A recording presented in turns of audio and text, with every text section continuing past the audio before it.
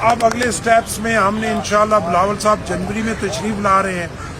یہ جو میٹنگز ہوئی ہیں انہی کے رسپانس کے طور پہ ہم انشاءاللہ 2 جلسے ہم نے فیصل آباد ڈسٹرکٹ میں ہمارے ایک سابقہ ساتھی جو 3 دفعہ کے MNA ہیں 3 دفعہ کے MP ہیں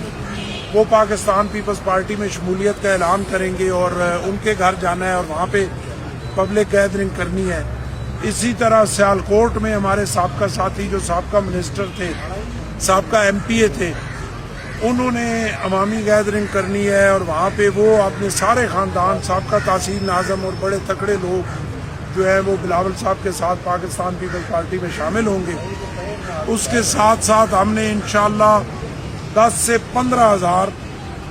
PSF کے جو اسٹوڈنٹس ہوں گے نوجوان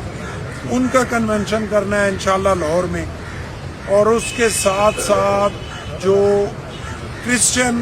اور مختلف کمیونٹیز ہیں ان کے 5000 لوگوں کا کنونشن 5000 سے زیادہ لوگوں کا کنونشن جو ہے وہ ہم نے کرنا ہے اپنا گورنر ہاؤس میں. تو یہ جنوری میں ہمارے پروگرام ہے. ایک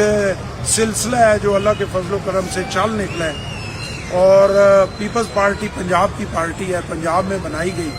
پنجاب نے ہمیشہ پیپلز پارٹی کو رسپونڈ کیا تو انشاءاللہ آپ دیکھیں گے کہ پیپلز پارٹی انشاءاللہ پنجاب میں بحال ہو چکی ہے